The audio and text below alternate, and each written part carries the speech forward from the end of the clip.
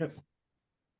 Hello and welcome back to Down the Slope. Hibs are back this week and we're back with another episode where we're no talking shite about random Hibs 11s that we pieced together.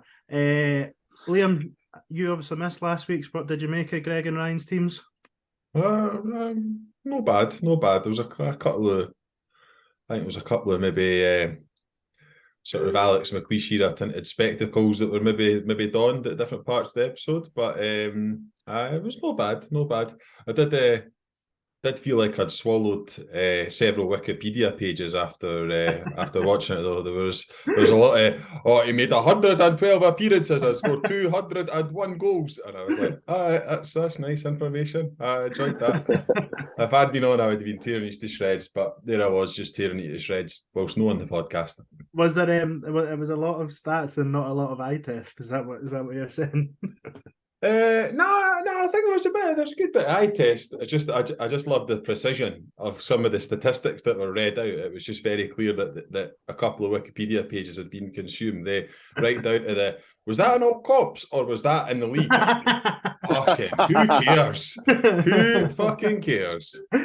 Right, well, Ryan, that was very much targeted at you. Let's be honest. How you doing, man? I was all right until about 25 seconds ago, where I just got fucking annihilated by Liam. Wasn't it just Ryan? To be fair, wasn't it just Ryan? To be fair, Greg, how you doing, man? Yeah, I'm not bad, lads. Good. Yeah, dreading this week. So are we well rested and are we ready for Hibs to come back, or is it like looking ahead to doomsday on Thursday night, Liam? To be honest, I'd rather they didn't come back. I was all in the mood. I've had an alright day today, and I was all in the mood to come on and be really positive. But now, the minute you start talking about Hibs, I'm like, nah, fuck them.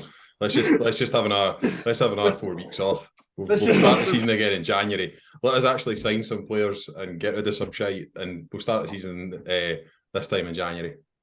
It is a bit of a weird one, though. Like, I think as the season's progressed, everyone sort of felt like January was coming right after the World Cup, but there's a couple of huge games to go.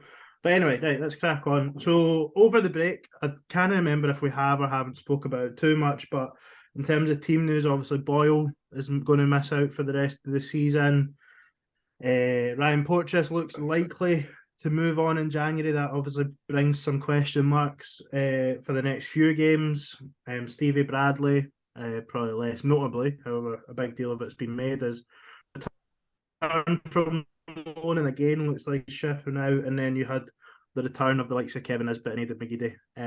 Ryan, what's the main couple out of that big bunch? Because for a break, a lot's happened. What's the main few talking points for you out of them?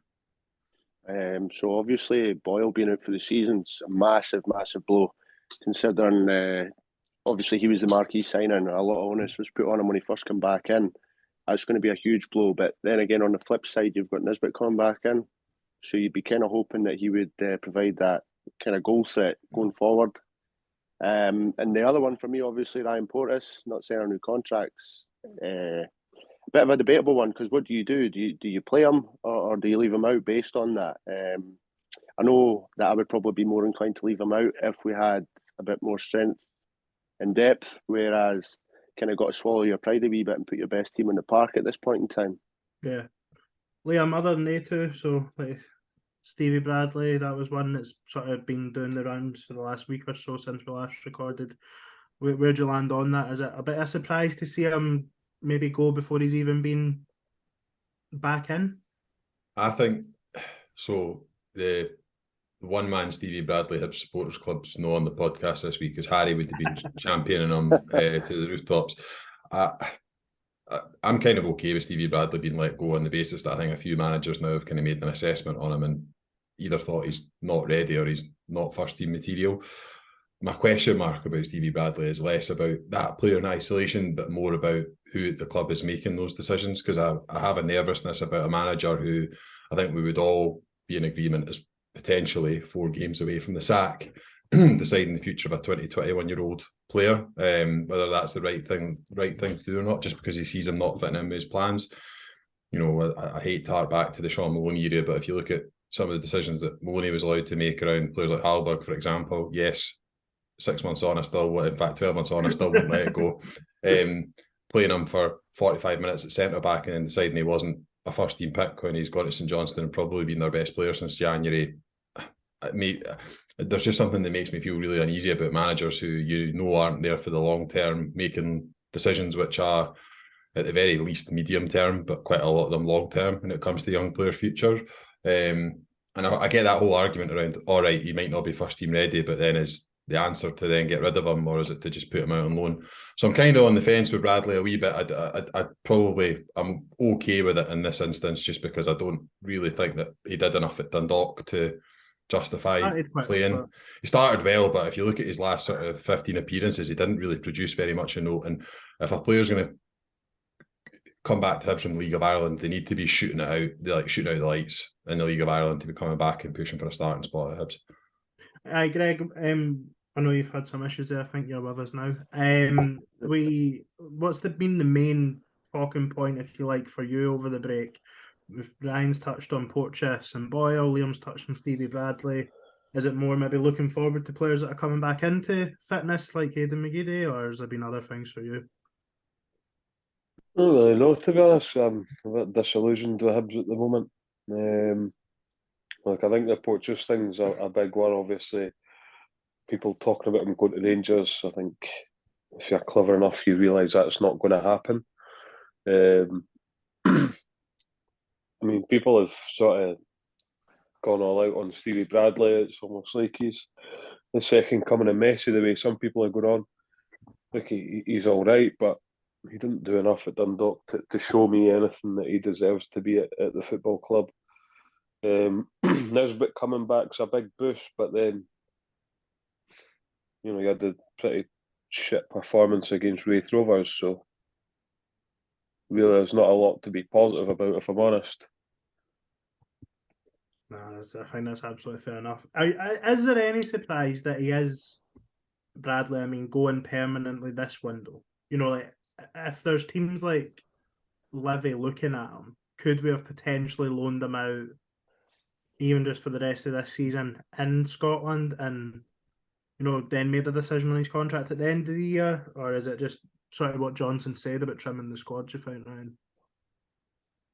It's a hard one to say, given obviously Boyle's injury. You'd like to think that maybe he would have been kept as somebody that maybe could come off the bench and play the occasional cup game. But then if he wants to trim the squad that he says is bloated and he's inherited, I suppose he's kind of fallen victim to that. And he's never actually, I don't think he's really ever seen him play, to be honest with you. Never played for Hibs in Johnson's time, so he's never got a close look at him, has he?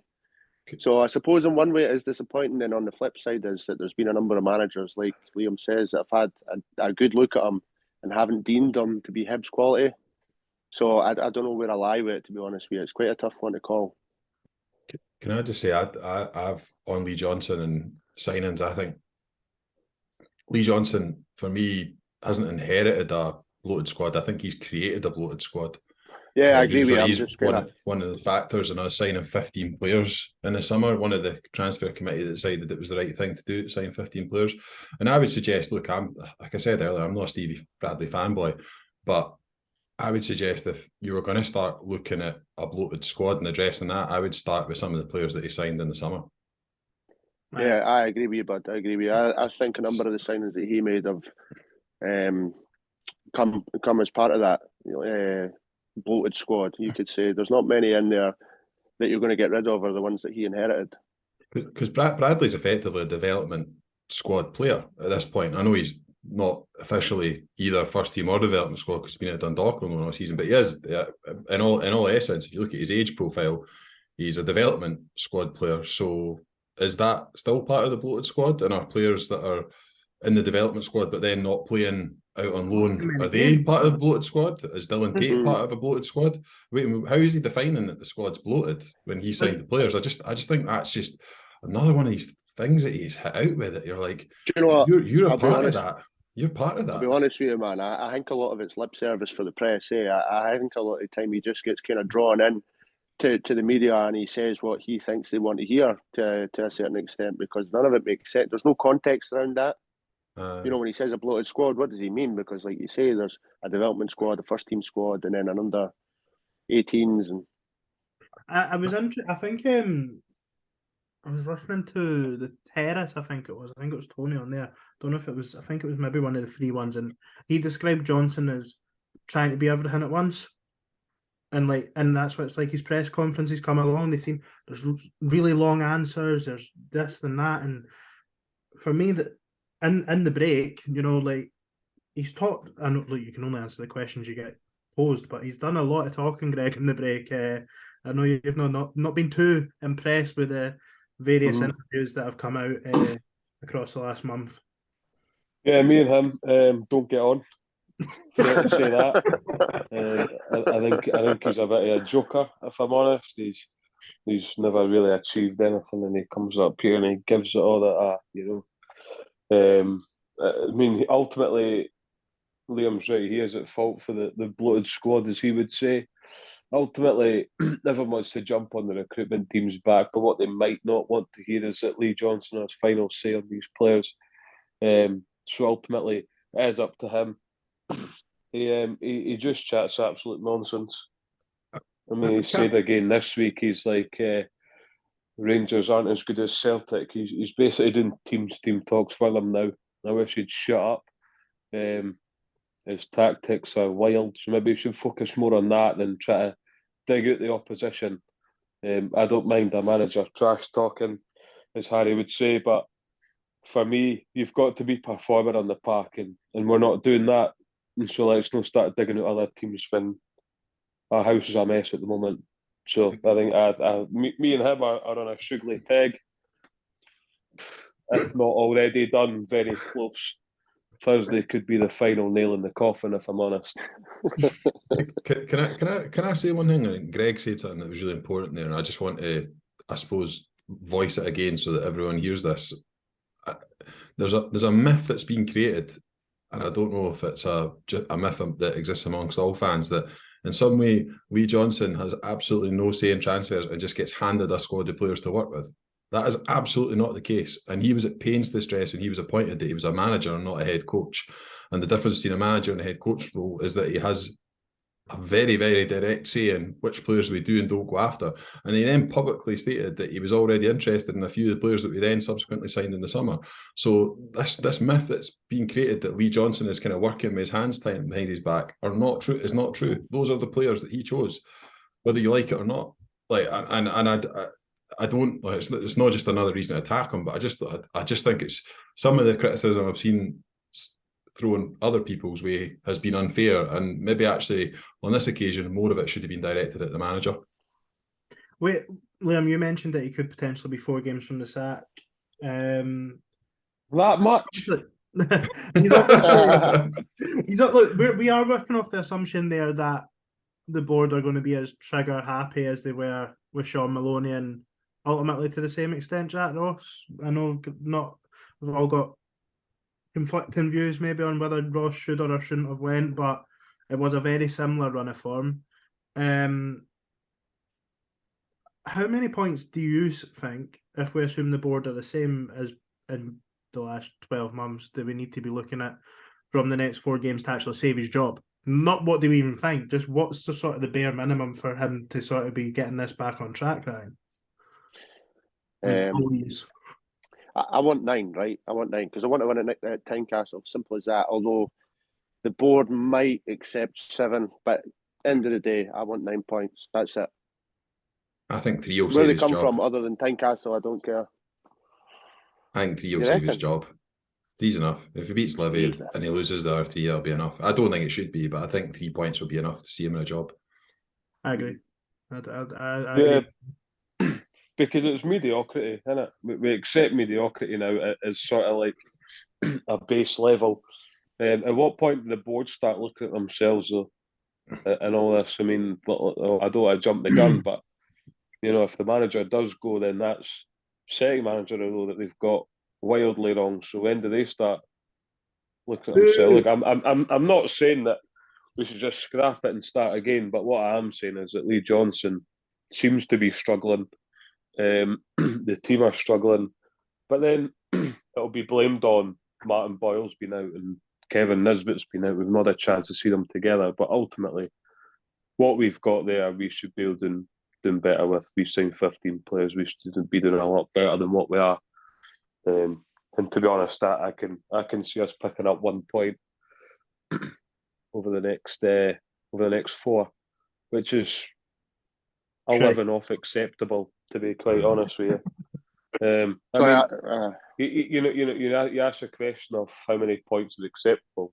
12, because we want to win football games, regardless of who it's against. I was more meaning worst case scenario in terms of worst case, but best case, if that makes sense, in terms of what's the minimum expectation. To save his job, he'd probably just need to draw home to Livy and draw away at Hertz. Well, 2 games will be by the wayside because we're apparently happy finishing top 6 these days. Is there, to maybe bring a little bit of balance to it? Let's not bring balance because there is no balance here. If the club do think Lee Johnson's the right man now, correct me if I'm wrong, but I think he got a fairly long-term contract in the summer. 4 years. Would there be a theory potentially behind sticking with him and then getting the behind-the-scenes correct? I think we all are big advocates that we need to get director of football in place, etc. Do you know, like, is there unless things got really, really bad, you know, where relegation and stuff like that was potentially starting to look like an option, do you think that the manager does deserve more time, really regardless of results, to try and build something? We need to sack him or change his job title if we're going to bring a director of football, because I don't think you could have a manager and a director of football in the same building. Or at least if you did, it would have caused quite a lot of friction. So I think that's something that we would have to work our way out of. There is something for me about getting the back room right, and I do think that's, you know, not just the back room, but I mean, because I don't have an opinion on Adam Owen or Jamie McAllister or really David Gray, to be honest, because you don't really see what they do. I mean, at the moment they're part of a team that's not succeeding, so I've probably got a less than sort of positive opinion about them. But I think the recruitment thing for me is still massive. I still think we need to fix whatever that issue is by bringing a director of football. Mm-hmm. Would I get rid of Lee Johnson still? It just depends on where the results go. I know people say we can't keep perpetually sacking managers, but yeah. Any club in the world where if they end up winning 1 game in 10, most, I say any club, 99% of clubs in the world are moving on at that point, aren't they? And that's not happened yet. So I'm loath to jump ahead, but I do think if you're going to bring in a director of football, you'd probably go about bringing in a new manager. But hey, we had the opportunity to do that with John Daldormison in the summer and decided it wasn't the right move for us. So right. So what else I hate, just on that, is seeing you talk about sacking managers and folk like, well, who are you going to bring in then? Well, that's not my job, unfortunately. Because if it was my job, then we'd be winning games of football, but we're not. people and it'd be Roy Keane. And it'd be Roy Keane. Roy Keane with Neil Lennon as his assistant. Listen, pair of them, get them in. But, like, you know what I mean? Like, people say, who would you bring in then? Well, somebody new, because this isn't working. So folks said the same under Jack Ross, and they got that one wrong, bringing Maloney in, but this one's not really going much better. So just maybe, Ryan, let's wrap us up on this club bashing. I think I think that's quite a simple question for me is, and I do want to get Greg's opinion on this as well. Actually, has our recruitment and general downturn, are we in a worse position since Graham Maffey left the club? They changed the structure at that point, and Maffey went on the back of one window. I don't think there's much there to prove that we're in a better position, to be honest with you. If you're basing it off league positions, we finished third. Then obviously the same season that Jack Ross gets sacked, Graham Maffey also got sacked. So thereafter, we haven't finished any higher in the league. We've reached the same amount of cup finals. We've had a massive squad turnover. Based on like the numbers and stuff behind the scenes, obviously we're not privy to that cautious of talking about numbers after Liam's tirade at the start of the show, of course. I'm not going to ever go. Chill it, boys. Never going on Wikipedia again. Never. But yeah, I don't think there's much evidence there to prove that we're better off. To be honest with you, sometimes you're better with the devil, you know. Yeah. And I mean, I know you got the deal for Jamie McGrath all wrong, and kind of that was the final nail in his coffin, leaving it so late in the window and no signing a centre half. But we're still in the same position now. We still haven't signed a centre half. we've got a really disjointed squad. Somebody says it's bloated.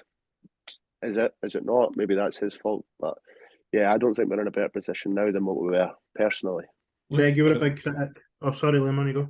Just really quickly, just if you look back at the episode we did, the red, amber, green thing we did, not in the most recent one, but the one going backward, Graham Maffey had more hits than our current recruitment department, and by quite a long way. Greg, you were a big critic of Graham Maffey, probably since his appearance on Hibs TV through to his sacking. Where do you land on that? Do you think it was a mistake, potentially not maybe getting rid of him, but not replacing him with someone in that exact same role?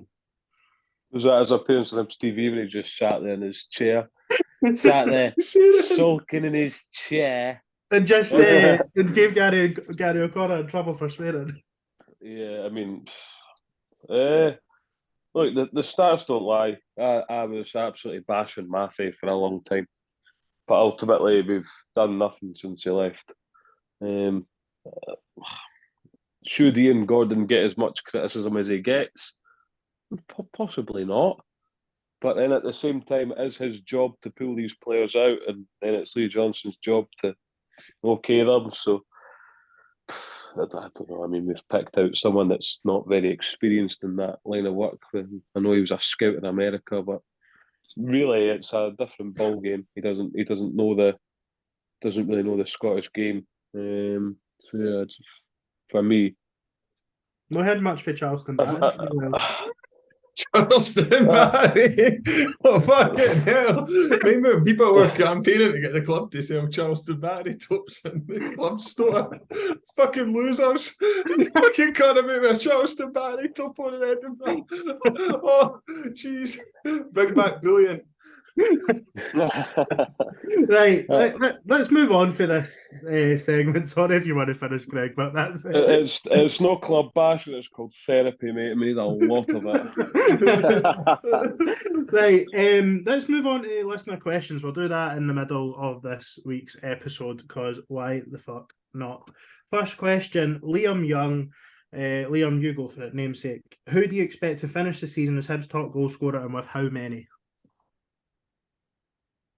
Can't predict Ryan Poachers anymore, can I? So that's that fucking. Hey, if he scores a couple between now and going, then he might still have half a fucking chance. Kukurevich with 9.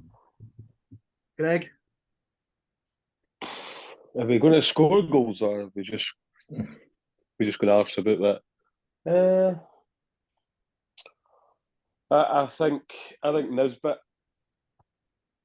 with 8.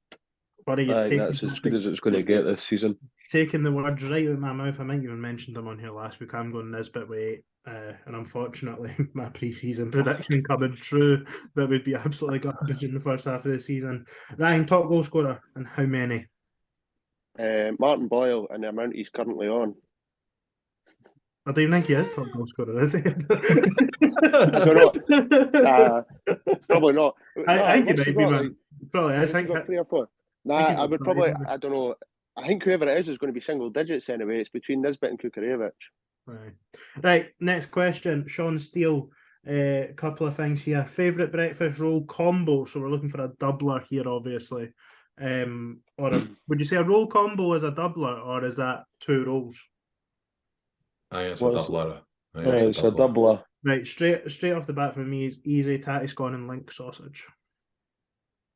Easy. There has to be egg on it, whatever. Bacon and haggis with brown sauce. Elite. Ryan, what's I'm a bacon and haggis man myself. Like bacon and egg, man. Soft bacon and haggis friends. Ryan, what's accompanying your egg? Bacon and egg, soft yolk, man. Right, Sean Steele. Have we had a player that's come up from England on loan and actually been good? I can't remember any of them in a long time. P.S. Miss Greg. Someone help. McNulty first spell. Aye, maybe. Aye, that's scored a few goals. Like That's probably fair. Average. Aye, that's probably about as good as it gets. Is average. I think. Players on loan for England. No, really. Craig Rocastle, if you're going back far enough, was very good. Absolute his player, first season. by the way. He didn't go What on a to achieve player. much in the game, but Rocastle was very good. I think he Yeah. was on loan. Griffiths, Griffiths are a decent shout. the 2012 Cup final team. Matt I, Doherty. I reminded people of Darnell Johnson, George Boateng, and one other last week. They were good. Jake Sinclair. Someone replied to my tweet saying that they would rather have Darnell Johnson because he was doing well at Fleetwood. And I looked at he's made 3 appearances for Fleetwood this season and done absolutely fucking diddly squat. So I was like, oh, aye, Darnell Johnson, some player. I'm trying to think, have we had any English loans in the last 2 seasons?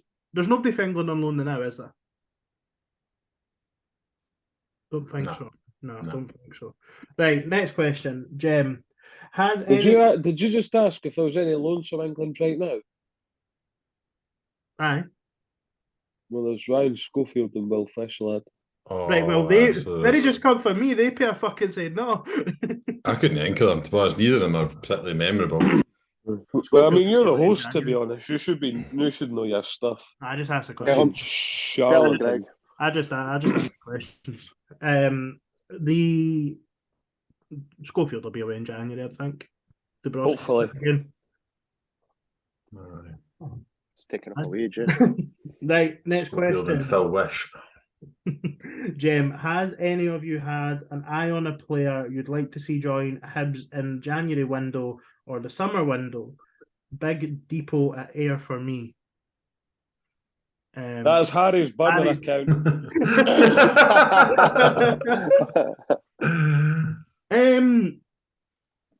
I'll tell you about a player.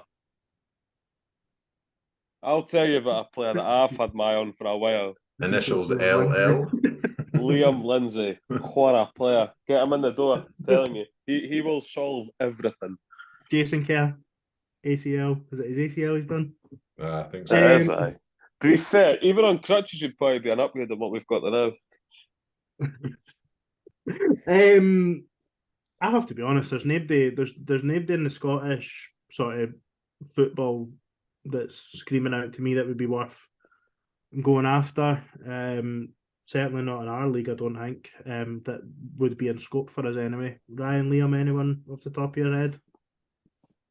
I stopped doing that years ago to avoid disappointment, man. We just need a Liam Jake Doyle Hayes shout. Aye, well, look how that turned out. Right. That was Lee Johnson's fault as well. Aye. Oh, it was a tackle or something, was it? He's an angry wee boy. So. Right, Jayden, how many points would you take with these 5 fixtures? Obviously, we know Rangers, Livy, Celtic, Hearts, and then he's added in Motherwell away at the end. I'd personally say 7 as I'm a negative bastard. So, I think if you're taking 7, then you're quite optimistic out of that bunch of fixtures, I'd be honest, because I actually got realistically beating Livy, beating Motherwell, and drawing my Hearts. That would be right now. I would take 7. I'd bite your fucking hand off for 7 points out of the games. It probably moves you up the league or not. The way the league is this season, I think it's really tight again. But Greg, I know your answer's 15, so you can just realistically, what you'd be looking for? It's a question, isn't it? I'd probably say 7. I think, yeah. I know that's really negative, but 7. Ryan, Liam, can you offer any positivity there on topic? Can we go higher than 7? I don't know. Just don't get beat at Tynecastle. Just didn't get beat there, man. If we win, great, 9 points, but just didn't get beat. I would genuinely take 4 right now. I'm smiling saying that, but I can tell you what combination of 4 I would take as well. I would take 4 for that. I mean, we'd all take 4 if they came at Ibrox and Tynecastle and all, wouldn't we? Let's be honest. Like, you know what I mean? Like, we're all fucking fickle bastards. If the 4 points came for Ibrox and Tynecastle, we'd be fucking buzzing. Aye. Like, Yeah. like, let's just be honest. Then Right. I'd want the 3 as well. Like, I'd need a lie down. Put it that Right, Glory going to the Hibs as he's Piper down. Why do we let these players go? Stevie Bradley must be good for others to want him so badly. I think we've probably touched on Stevie Bradley enough already. What's happened to Dan Mackay at Inverness? Greg, you got an inside track? Because I forgot about him until I seen that question coming. No idea. I could put up an Instagram post the other week. That's about it. I had entirely forgot about him and Dylan Tate. I watched a game, one of the Friday night games, and he played well, and I think he maybe scored and got an assist, or maybe just got an assist, but he played well. But I don't think he's shooting the lights out. Fair to say. I'll come on next week's pod with more info on that. I'll speak to my sources. Ryan, Dan Mackay, is he one that's going to come back and go lights out next season? I'd probably be willing to say we probably won't see him play a league game for Hibs.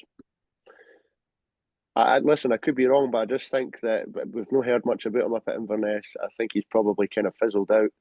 He's at his level there. It's a shame because we were kind of excited when he first came in. Yep. We're all kind of looking forward to his pace and that. And to the same. Do we give it the same logic ultimately as Stevie Bradley gets with the League of Ireland? If I had someone to come up from the Championship to really make an impact at Hibs, do they need to be going sort of lights out like Kevin Nisbet was at Dunfermline? Yeah, I would say that's a fair comparison. I would say absolutely you're right there. Like they really need to be putting in double figures for assists, if not goals, fingers high, or combine the two, 5 and 5, something like that. That's what you need to be doing in a league of that standard to come to Hibs and do well and fight for first team place. Right, next one is from Bob Stewart. Do you think we'll strengthen our midfield in transfer window? I consider this to be our weakness. We are too soft in this area, in my opinion, and Bob's opinion. Where does centre mid rank on your January wish list, Liam? Quite high, I would say. Quite high, particularly if we're not going to use the centre mids that we've got at the club at the moment. Yeah, quite high. Probably not ahead of centre half, to be honest. I think that's priority number one, given the moves that are likely. But probably second and behind being signing a centre half. Greg, can I preempt your answer and say third behind 2 centre halves? Would that be very possibly? To be honest, I'd accept half a centre half at this point. Better than that. Nah. Centre quarter. Anything. Yeah, I'd probably have to say second behind a centre half because then it has to be a quality centre half and not just any old rubbish. But a midfielder is crucial because very one-dimensional in that area. So yeah. Right, what's missing for the midfielder now that puts it at that higher priority? Because we're not really scoring goals, we're not defending well, but we've mentioned, we're losing our main attacking threat, but we're still putting centre mid that high. What are we really missing right now? Probably just somebody that's got energy that can get box to box, up and down the park, carry the ball and pick out passes. Like more of a well-rounded midfielder as opposed to somebody that does one specific job in the team. Like Kenna is there to break up the play.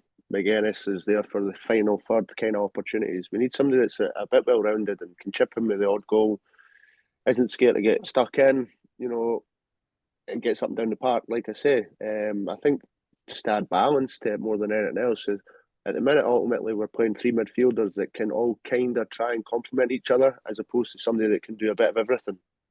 Okay, that's fine. That's fair. Right, Dav. Top 3. This will be a tricky question. Top 3 favourite Hibs players to make under 10 appearances for the club. Oh fuck! Earlier. One of them. I shout. That's a shout. That's all I've got. Does Conrad Logan fit under 10? I think he could. I'd say so. Aye, definitely. There's 2. I'd say so.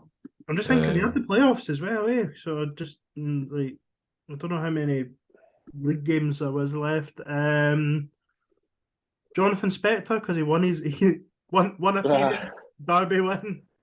Just comments for that free kick at Falkirk, by the way.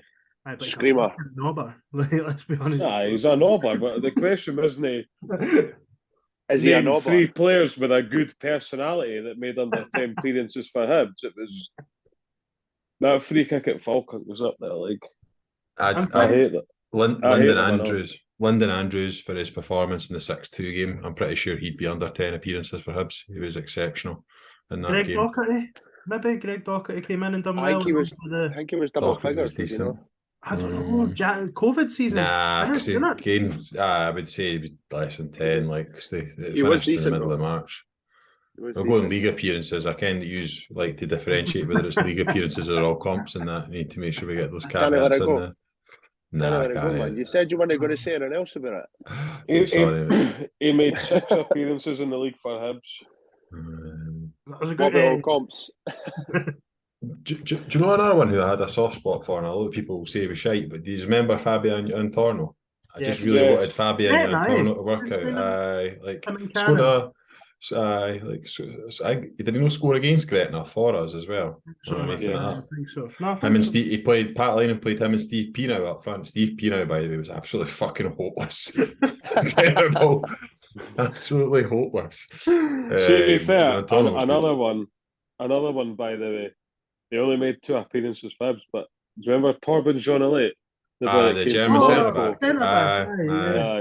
I thought he might have been alright, but nah. Played twice. So, Ricardo Vazquez as well. I think maybe he was 10 or less.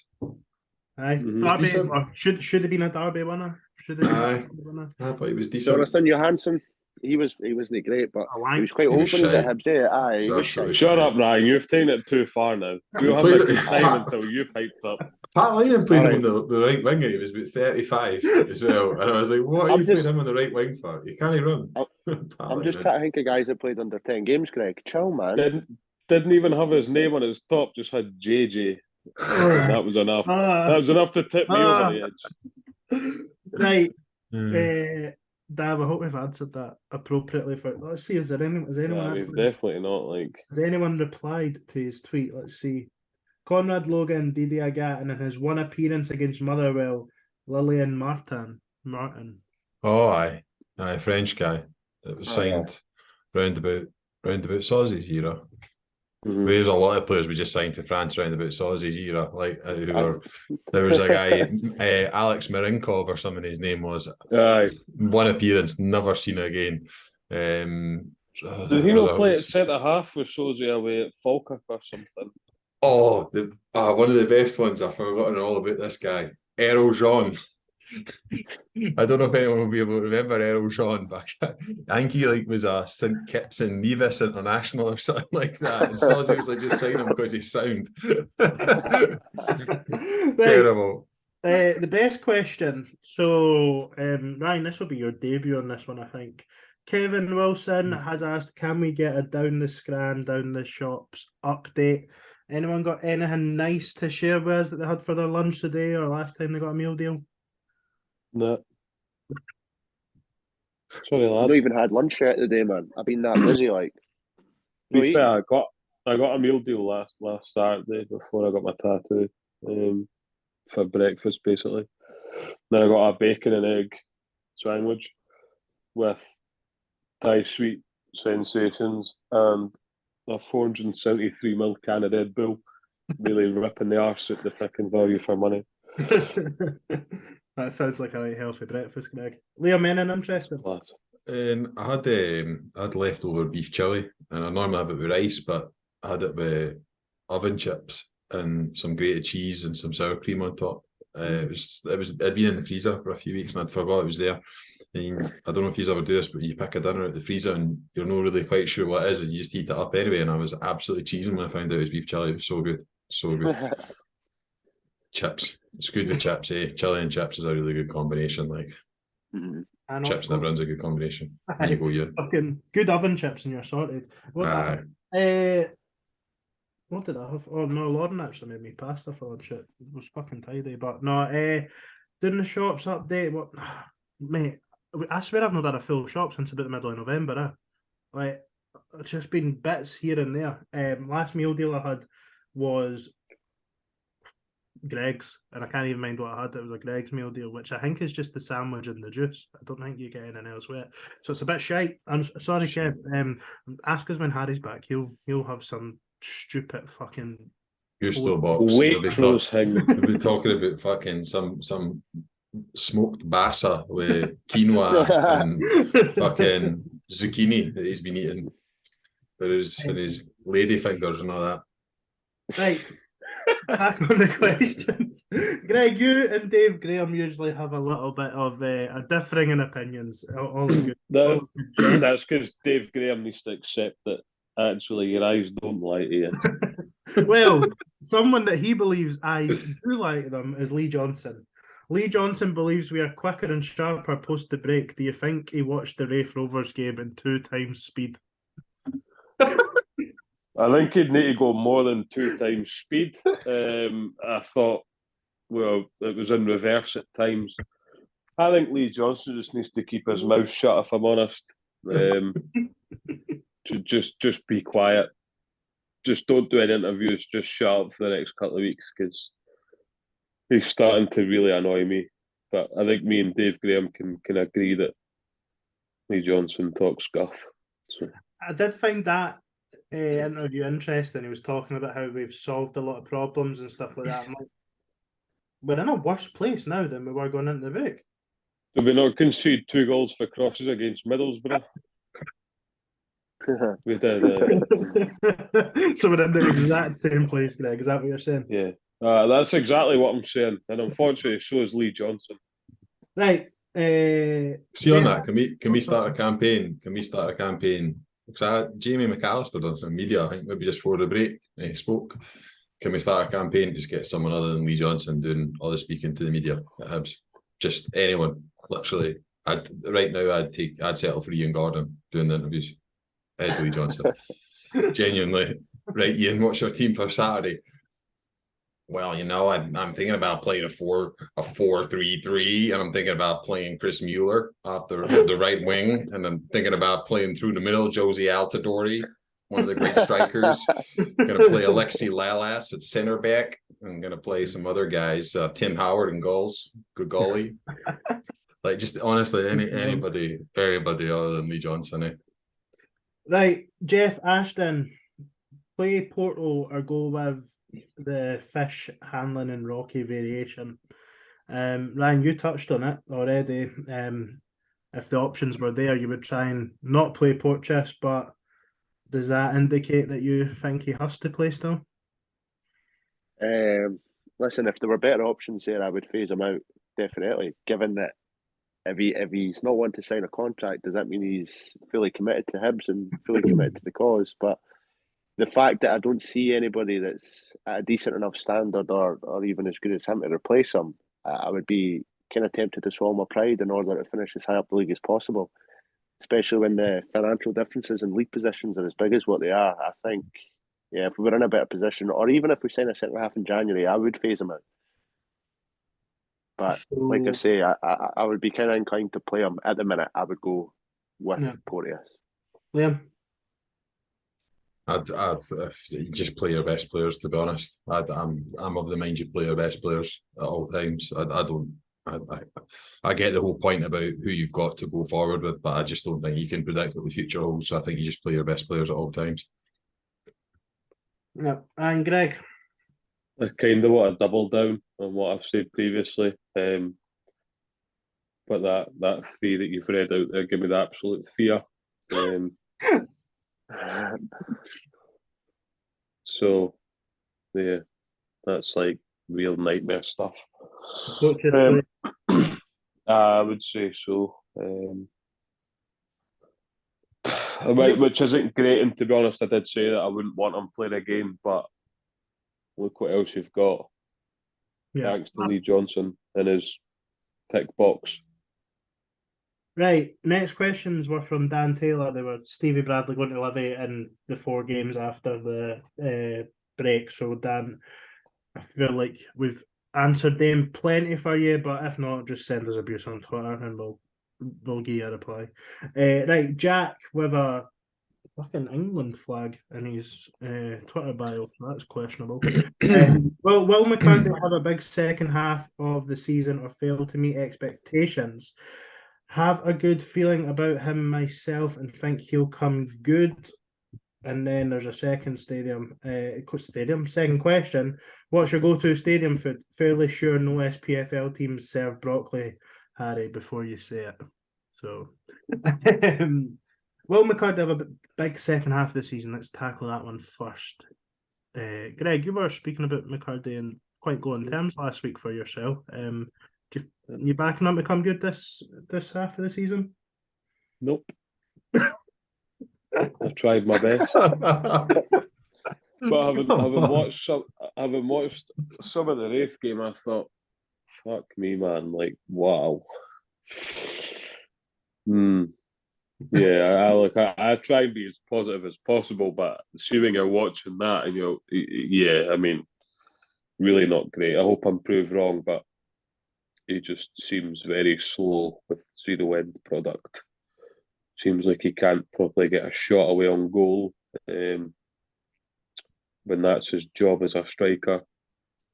So I'm very concerned. I think if he scores for Hibs the rest of the season, it'll be 1 or a big push 2.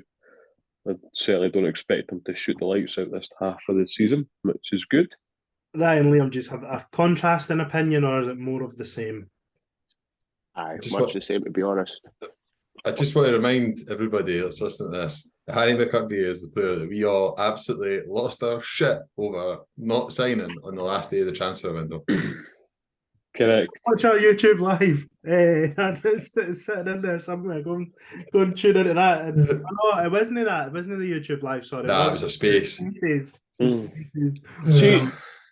See, to be honest, he is the type of striker that we need in terms of personality and arrogance and just being a general wee dick. But you need to back it up on the pitch if you're going to wear get up like that. No lying to you. Like, you wear clothes like that, you need to be scoring goals, lad. All he's missing is the 2 feet, the ability, the lungs, the vision. Find all that, it'll be sorted. He's got absolutely everything other than the ability and characteristics to be a football player. As soon as he sorts that, he'll be sound. Right. Can I just say I have a different opinion? I think he will come back. Based off I've said nothing, I think he'll come good. I think he has to. He has to for our sake. So what about Jack's second question? What's your go-to stadium food? If you're at a game, what's your go-to? Steak and gravy pie for me. Bit beige, but I do like steak and gravy pie. I'm a fan of those peri chips they've started doing at Easter Road. You got a fuckload of them and all, by the way. Don't know. Quite a fan of them. They're very good. I would have to. I'd have to agree with Liam there. I think he's pretty spot on. And in the winter, you get the bovril that's like fucking boiled dishwater. I do enjoy breaking the crust off my steak and gravy pie and dipping it into my bovril. I think that's a good way to use. I go for probably a macaroni pie. Actually, I'm quite partial to a macaroni pie. But they can be really bad. Mate. They can be really bad. Like that's the. But that is. Anyway, I'm less about what you and wants to see before. Hibs, the fucking pies used to stick to the bottom of the tray and you'd have to eat it in 2 parts. They were the days back when Hibs were still shite. Ken, what was the best food that I was devastated when they got rid of? The half pizzas used to be fucking incredible at Easter Road. Nah, not having them. They weren't cooked, mate. They were like fucking uncooked dough in the middle. Because Lee used to buy one every single game. Like he absolutely loved the half pizzas, and I'd sit and look at him like, mate, the pizza looks ill. Like the pizza looks like it's been on a 2-week bender and we had to eat. It was like absolutely sheet white. I'm like, how's the cheese not cooked and all? How can you want a pizza? The cheese is like barely melted. You could see the outlines of the grated bits of cheese of the pizza. I've got a bias against it because they were Coswell pizzas, and I grew up. My dad lived on Bottomley Fork, right on the back of that industrial estate where that was, and the smell that used to come out there, it wasn't it like you can, when you smell cooked pizza, you go, oh, it smells amazing. It never smelled good. Never smelled good. No. Bad pizza. Do you know what? Pizza. A good vet would get that pizza back in its feet. To be fair,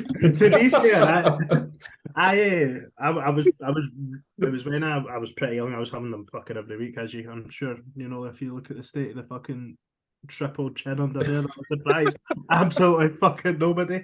Right, Hannon. And by the way, Ryan's had to drop off to work. For all yous that are going to miss his lovely ginger beard. Did you notice how much he's grown that in? No. Hey, why has he grown a beard now? I think he's just not. Ask him. I think he's just not time to shave, mate. To be honest with you. Right, this is a different aspect of the Poacher's question, I guess. Should he pull on a Hibs jersey again if he doesn't want to be at the club? You know, like if all was well and we had other options, would you rather he wasn't involved? Yeah, but we don't. I said it last week. I think I said, look, he probably shouldn't play for the club again if he's not willing to commit. However, you can't ignore what we've got, and what we've got is very little. So ultimately, I think we're going to have to bite the bullet and just play him. Liam, is there an argument to say that Ryan Poacher hasn't decided in that break that he wasn't signing a new contract?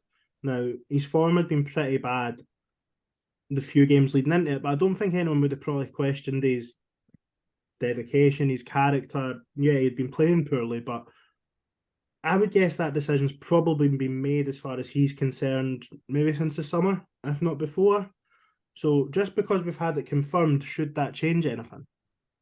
Nah, not really for me. I could kind of sort of doubling down on what I was saying earlier on. I think he should still be playing. He's not had a good season this season. Other than sort of 3 or 4 games around about the international call-up, I think he's been pretty poor.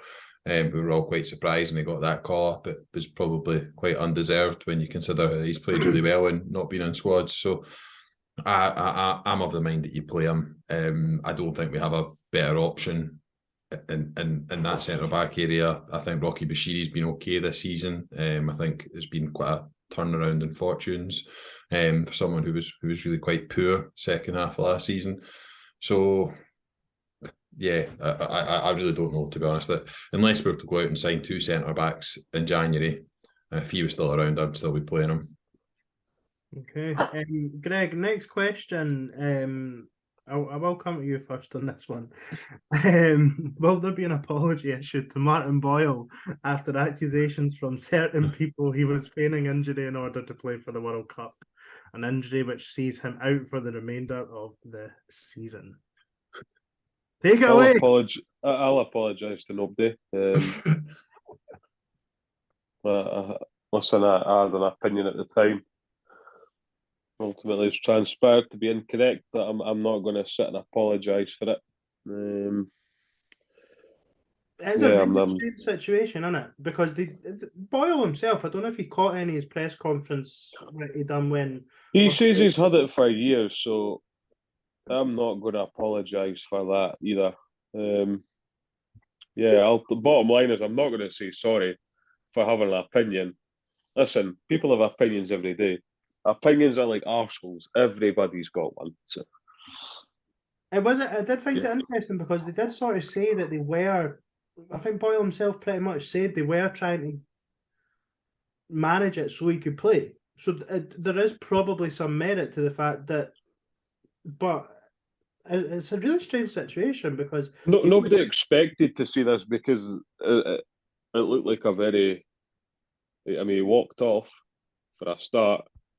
So if you've done your ACL, usually you're not really walking off. So look, I was wrong. Doesn't happen often, but I'm not going to say and apologise for it. Without going too sort of pessimist, but should there almost been an expectation that a player that's had a fairly checkered past with injury, doesn't have a pre-season, then has to play week in, week out, would pick up a pretty bad injury at some point this year?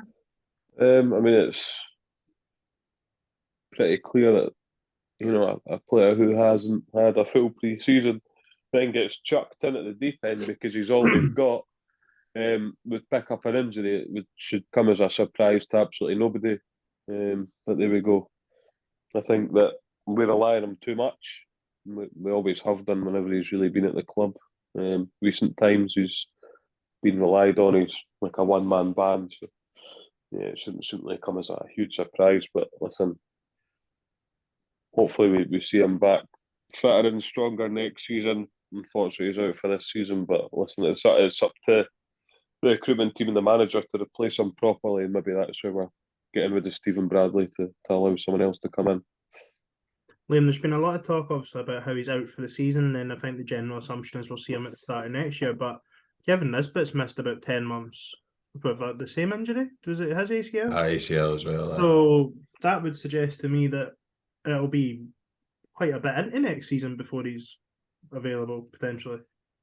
I tore my ACL and my MCL a few years ago, and it was probably about a year, 13 months before I was back doing anything that I was doing before, but it kind of overlapped a little bit with the pandemic, so I didn't necessarily go back to doing everything I was doing before straight away. But it's a pretty serious injury, and everyone's recovery will be different. Could be 9 months, could be less. I think a lot of it owes to the type of player you are as well. I would expect if you're a winger who relies quite heavily on pace and trickery to get by people, then it might take you a little bit longer than a centre-half who just kicks it real long and real hard. Yeah. Right, Mel Clements, second to last question. When did we last go on an unbeaten run, and under which manager? Is this team capable of stringing that together at any point this season? I mean, we went on a 4-game winning run earlier this year. I don't know if that consists of, I don't know if Mel maybe means like a longer term unbeaten run, maybe similar to what we went on under even Hecky and Neil Lennon. They both had pretty substantial periods, but I think they have shown in glimpses this season we can beat teams if we play do our best. What's your thoughts on that one, Liam? I think with the right run of fixtures we possibly could, but if I'm being honest, I think the opportunity to put together a run of wins was in the fixtures that have just passed. We literally played the bottom place team in the league about 3 times during that run.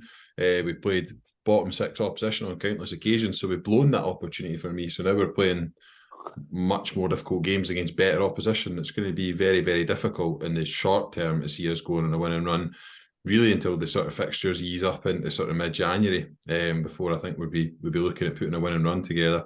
And even then, I think it's difficult to see that right now. I'll be honest, it's difficult to see that. I mean, I don't see this team, based on what we've seen recently, going to places like Ross County, St Mirren, even your St Johnstones and Motherwells, and winning games.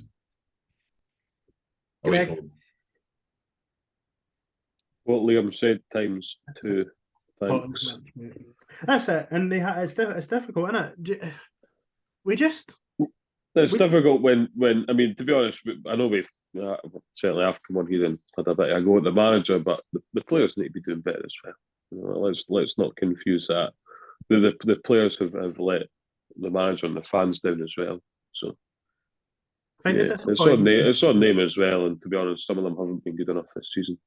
And the jury's out as to whether some of them are good enough, full stop. I think the most disappointing thing for me before the break was the fact that we went from, again, I might have mentioned this last week, but up to the Celtic game, we had a pretty clear way of playing. It was pretty straightforward. We played 4-3-3. We got the ball real high and real wide, and we got the ball real quick into the box. And then we just totally went away for that. We changed formation, and the games that Liam mentioned, they're the games that we should have been winning. And I think everyone went into the running games thinking, we're going to put a big run of form together here. The games were just so boring.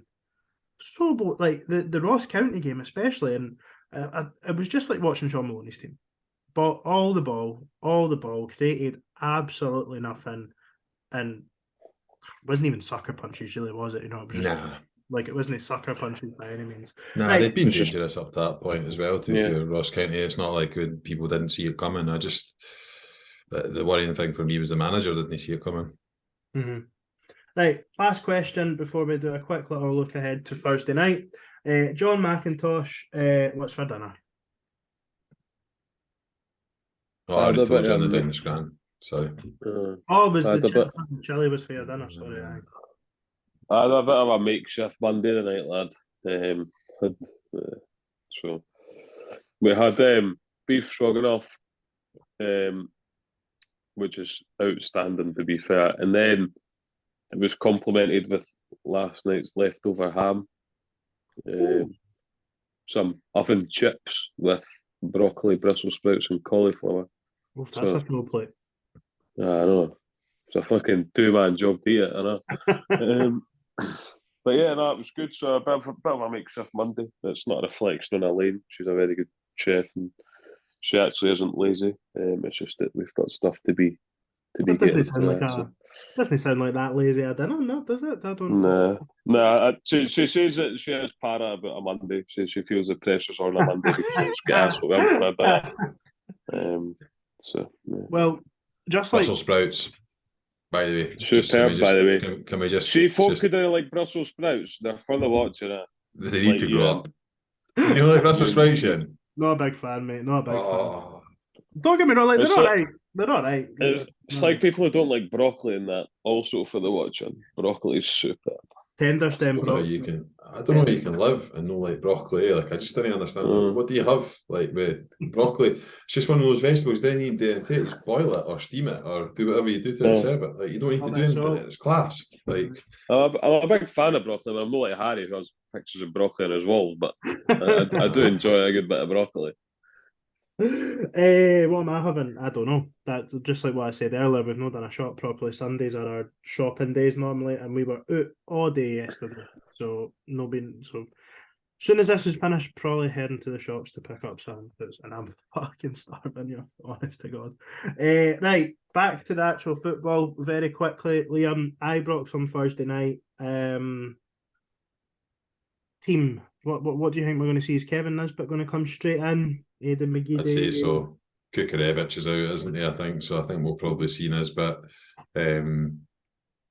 Potentially Johan and McCurdy either side of him. And then probably Kenna and Newell and Ian other in centre midfield. Probably Campbell. I would go with Campbell. I think Campbell deserves it more than anyone else. And then I'm not sure about the back four, but yeah, I think that'll be rough for the team. Greg?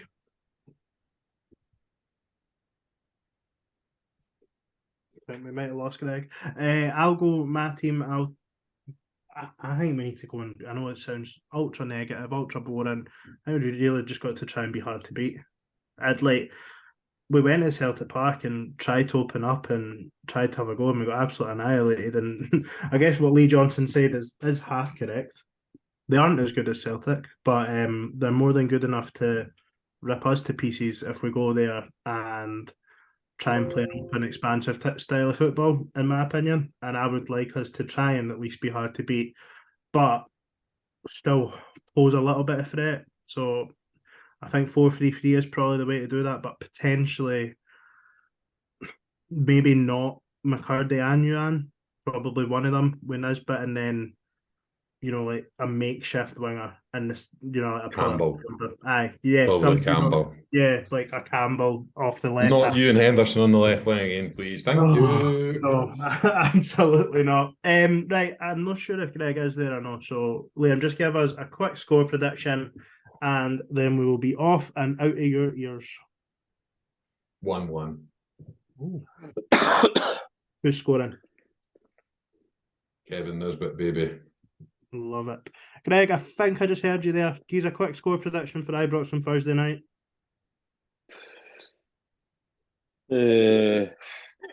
I'll go 1-1 as well, and that's about as positive as I'll get. Yeah. I can't do this anymore. I can't. That's the whole way forward. Do you know what? I'll go 2-2, but it'll be 2 own goals that will fucking score. Just 1-0 to the Hibs. If Colin Calderwood can go along there and win 3-0, why the fuck can Lee Johnson know? The answer is because we don't have Vladis Trakas up front. Oh, wow, fucking player. Just on Rangers, did any of you hear Kevin Thompson's interview about Lee Johnson? No. Oh, why is Kevin Thompson getting asked questions about Hibs? He's not a Hibs fan. What? Wait, no, do enlighten us, Greg. So I just listened to it before I came on, and he's like, when when maybe your rivals are doing a bit better and they're picking up points and you're no. I mean, it's a difficult league with the Hibbies, the Jambos, Rangers and Celtic, and I was like, you're an absolute clown, mate. Just call them by their name. Surprisingly, dropped Footy in there as well. He's an absolute dick. So what was he saying, that Johnson was feeling pressure? He basically says that he thinks Lee Johnson will back himself to get out this rut, and Hibs will be fine, and the Hibbies will be fine. But yeah, I don't know why Kevin Thompson gets airtime about any other club other than Rangers, who he seems to absolutely adore. That's why he gets his. Did he refer to Rangers as we when he was calling them by their name? No, I'm quite surprised he didn't say us, we, the collective, or the people, or anything like that. But which usually would, to be fair. So yeah, I hate him. Was he saying he's best mates with Mick Beale? Mick Beale, not Michael Beale. So it's Mick when they're pals. He's just an absolute tit. Like, me and Mick go way back. So yeah. I'm guessing he'll be part of the Sky Sports stuff on Thursday, no doubt. Oh, great! In some capacity. Is he no? If he's not actually working for Rangers, which he usually likes to do. It'll be Andy Walker, won't it? It'll be Andy Walker. I'll be back in all his glory on Thursday, because Alan McCoy still not even be there either, will he? Because he'll be World Cup. I would imagine. Now that England are out, he'll probably get the final. Right. To be fair, though, I mean, Kevin Thompson probably could get a job at Rangers, licking Mick Beale's boots clean. That's right up his street. Right. I think that's enough of our weekly bashing of Kevin Thompson. I'm sure everyone was wondering when Greg was going to get in. So an utterly depressing episode of the Stop. It's probably been that way. Sorry. However, not one of us has predicted us to go to Ibrox and come away empty-handed. So that is what you need to take away for the night's show. Anyone that tells us we're negative or we live in Cloud Cuckoo Land, you can do one. Boys, thank you very much. And we'll be back next week before the Livy game. Last episode before Christmas. Is that right? Aye. I'm on the Hibs. Cheers. Right.